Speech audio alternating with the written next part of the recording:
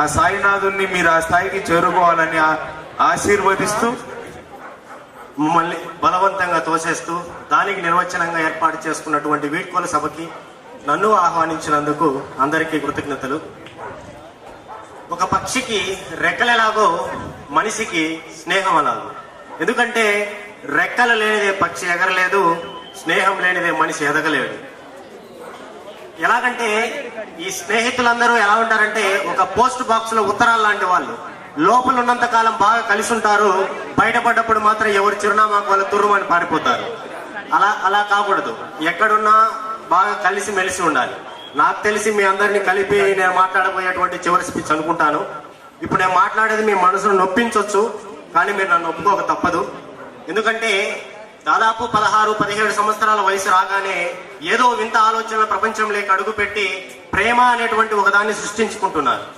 ఈ ప్రేమ, ఆత్మీయత అనేటువంటివి రెండు కూడా, ప్రేమ, ఆకర్షణ అనేటువంటి రెండు కూడా తోడు దొంగలు. ఈ ప్రేమ కలిగి ఆకర్షణ కలగడంలో ఎటువంటి తప్పు లేదు, కానీ ఆకర్షణ కలిగి ప్రేమ కలిగితే మాత్రం అది మిమ్మల్ని ముంచేస్తుంది. సో ఇక్కడ నేను ప్రేమను తప్పుపట్టడం లేదు, ఆ వయసును తప్పుపడుతున్నాను. ఎందుకంటే ఇద్దరు ప్రేమికులు ఇలా మాట్లాడుకుంటున్నారు ఫోన్లో. ఆయన అడిగాడు, ఏం తిన్నావంటే ఏమో పచ్చడి తిన్నా అన్నది. నేనైతే బిర్యానీ పెట్టామన్నట్టానే ఏమో ఎక్కి ఉప్పి మునగ చెట్టు పైన ఆడ కూర్చునేది. ఏది అప్పటి వరకు స్కూల్ డ్రెస్సులు, కాలేజ్ ఫీజులు, బుక్కులు అవన్నీ కొనిచ్చి ఆ ఫోన్కు ముందు తను తిన్న కంచం కూడా కొని పెట్టినటువంటి తల్లిదండ్రులు మర్చిపోయి మేము ఆడ కూర్చుందంటే పోయి మునగ చెట్టు దగ్గర కూర్చునేది, పైన మునగ చెట్టు మీద. ఎక్కడికి వెళ్తున్నాం మనం అసలుకి? మన సంస్కృతి ఎక్కడికి దాటిపోతుంది అసలుకి? ఒకప్పుడు పన్ను కట్టలేదని బ్రిటిష్ వారు బట్టలు ఊడతీస్తామంటే భారతీయ స్త్రీలు మూకుమ్మడిగా ఆత్మహత్య చేసుకున్నారు. కానీ నేడు ఎక్కడ ఎవడో వచ్చి బట్టలు ఊడతీసేది ఏందని సగం బట్టలతో తిరుగుతున్నారు. కాబట్టి ఎంతకి మనము అసలు ఎక్కడి నుంచి ఎక్కడికి మనము దిగజారిపోతున్నాం రోజు రోజుకి. మరి నిజమైనటువంటి ప్రేమలు లేవా మరి సమాజంలో? నిజమైనటువంటి ప్రేమలు అంటే ఎందుకు లేవు? రక్తాలు మాంసాలు కూర్చుకొని నెత్తుటి ముద్దను ముద్దుగా మోస్తూ ఉంటే, నెలలేమో నిండాయి నన్ను వదలమని నువ్వు కాలుతో తన్నుతూ ఉంటే, పిడికిలి బిగించి కన్నీటిని రెప్పల దాటనివ్వకుండా శంకరా నేను చచ్చినా పర్వాలేదు నా బిడ్డను బ్రతికించు అని నిన్ను నన్ను కన్నది అమ్మ. ఆ అమ్మ ప్రేమ కంటే మన ప్రేమ గొప్పదా?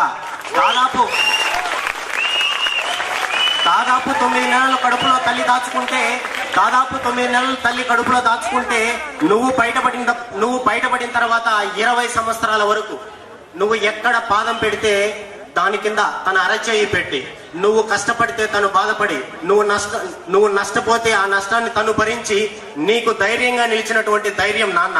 మరి ఆ నాన్న చూపేటువంటి ప్రేమ కంటే నీ ప్రేమ గొప్పదా? ఏమవుతుంది మహా అంటే? ఏం సాధిస్తారు మహా అంటే? అవన్నీ చేసి యావత్ భారతావనిని భుజస్కంధాలపైన వేసుకుని మోయాల్సినటువంటి యువత ఈ రోజు రోడ్డును బట్టి ఆ అమ్మాయి ఈ అమ్మాయి అని తిరుగుతోంది. మరి అమ్మాయిలు ఏం చేస్తున్నారంటే ఎంతమంది నా వెనకపడుతున్నారా, నా క్రేజ్ ఎంత అని చూసుకుంటున్నారు. ఎక్కడికి మనము ఈ రోజు ఎంత దౌర్భాగ్యానికి దిగజారుతున్నాం. ఏమవుతారు మహా అంటే? ఓ తల్లో ఓ తండ్రి అవుతారు. మరి ఆ వీధి పక్కన కుక్క అవుతోంది తల్లిదండ్రి, ఆ బురదలో పంది అవుతోంది తల్లిదండ్రి. మరి మనిషిగా మన గొప్ప ఏంటి? మరి ఇక్కడ ఈ ప్రపంచంలో ఒకప్పుడు మహాత్మా గాంధీ చనిపోతే అయిపోయిందిరా భారతదేశం కథ అన్నారు. మరి పుట్టలేదా అబ్దుల్ కలాం? ఎగరలేదా మన త్రివర్ణ జాతీయ పతాకం? చిన్నప్పుడు ఎక్కడికి వెళ్ళింది పట్టుదల మొత్తం మీలో? చిన్నప్పుడు పసిపాపగా ఉన్నప్పుడు నడక నేర్చుకోవాలనే పట్టుదలతో మొదటి అడుగు వేసినప్పుడు కింద పడ్డావు, 2వ అడుగు తడబడ్డావు, కానీ 3వ అడుగు నిలబడ్డావు. గెలిచాను అని చెప్పేందుకు మీ అమ్మా నాన్నకి దొరకకుండా పరిగెత్తావు. మరి ఆ పట్టుదల నేడు ఎక్కడికి వెళ్ళింది? మగపిల్లలకైతే రోడ్లలో వెళ్ళింది, ఆడపిల్లలకైతే అద్దం ముందుకు వెళ్ళింది.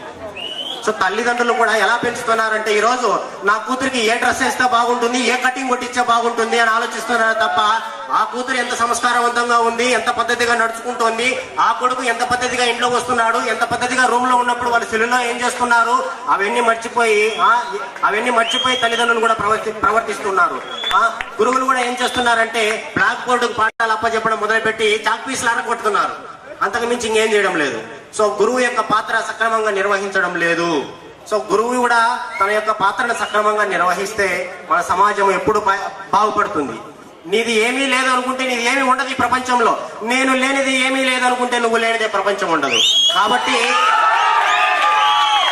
కాబట్టి నీకంటే తోపు ఎవరు లేడా, నువ్వే తోపు, పెద్ద తోపు అందరికంటే. సో నీకంటే మించినోడు ఈ ప్రపంచంలో లేడు. ఎవడైనా ఆకాశం కిందనే, ఆకాశం పైన ఎవడనంటే వాడు గొప్పోడు. ఎవడైనా ఆకాశం కింద, ఆకాశం పైన 3 వ్యక్తులు ఉంటారు, అమ్మ, నాన్న, గురువు. సో వాళ్ళు మాత్రమే గొప్పవాళ్ళు. మిగతా వాళ్ళు ఎవరైనా ఆకాశం కిందనే. అందుకు కొందరు చెప్తుంటారు, నేను మంచి చేస్తున్నాను, చెట్టుకు నీళ్లు పోసేవాడల్లా మంచోడు కాదు. ఆ చెట్టు నుంచి ఏ ఫలితం ఆశించకుండా నీళ్లు పోసే వాడు మంచోడు. చెట్టుకు నీళ్లు పోసి దాని కొమ్మలు నరుకుందామా, పళ్ళు లాక్కుందామా, ఊర్లో అమ్ముకుందామా అని మాట్లాడేవాడల్లా గొప్పోడు కాదు. అటువంటి వారి దగ్గర మనము మర్యాద ప్రవర్తించాల్సినటువంటి అవసరము కూడా లేదు. నెక్స్ట్ ఇంకోటి, ప్రపంచం లేకల్లా అతి నికృష్టమైన దరిద్రమైన విషయం ఏంటంటే మరొకరితో పోల్చుకోవడం. వాడెవడ కుక్కతో కెత్తాడని మనల్ని పోయి వాసన చూడమంటారు, సరిపోతుందా? వాడెవడ కుక్కతో పట్టుకొని కుక్కతో ఎక్కితే నువ్వేం చేస్తున్నారు, వాడు కుక్కతో ఎక్కుతున్నాడు, నువ్వు కూడా ఎత్తిపోయి వాసన చూడాలంటే సరిపోతుందా? సో అతి దరిద్రమైన నికృష్టమైనటువంటి విషయం ఏది అంటే ఒకరితో ఒకరిని పోల్చుకోవడం. పోటీ ఎవరితో కాదు, నిన్నటి నీతోనే పోటీ. నిన్నటి నీవు ఎలా ఉన్నావు, ఈ రోజు ఎలా ఉన్నావు, అంతే. కాబట్టి నేను చెప్పేది ఏంటంటే ఒకటే, మిమ్మల్ని మించిన వాడు ఈ ప్రపంచంలో లేడు. అబ్దుల్ కలాంకి ఎంత తెలివి ఉంటుందో, ఒక 100 మంది మధ్య బాంబు పెట్టుకొని కూర్చుకొని పేల్చుకుంటాడు చూడండి, వాడికి కూడా అంతే తెలివి ఉంటుంది. పుట్టేటప్పుడు అబ్దుల్ కలాం ఎంత తెలివితో పుట్టిండో వాడు కూడా అంతే తెలివితో పుడతాడు. కానీ అబ్దుల్ కలాం దాన్ని మంచి కోసం ఉపయోగించాడు కాబట్టి దేశ కీర్తిని ప్రజ్వలింపజేశాడు. ఆ వ్యక్తి మంచి పనులు ఉపయోగించలేదు కాబట్టి ఆ తెలివి అధోగతి స్థితికి చెంది ఎక్కడికో వెళ్ళిపోయాడు. కాబట్టి నా సోదరీమణులారా, నా విద్యార్థులారా, మీరందరూ కూడా ఈ గౌతమ్ కళాశాల యొక్క కీర్తిని యావత్ భారతావనికి వినిపించేలా సాటి చెబుతారు అని నేను ఆశిస్తూ ఈ అవకాశం ఇచ్చినటువంటి ఉపాధ్యాయులకి మరియు వీడ్కోలుగా చివరిగా వెళుతున్నటువంటి మీ అందరికీ కూడా మరొకసారి నా ధన్యవాదాలు తెలియజేసుకుంటూ సెలవు తీసుకుంటున్నాను. ఇప్పుడే మనకు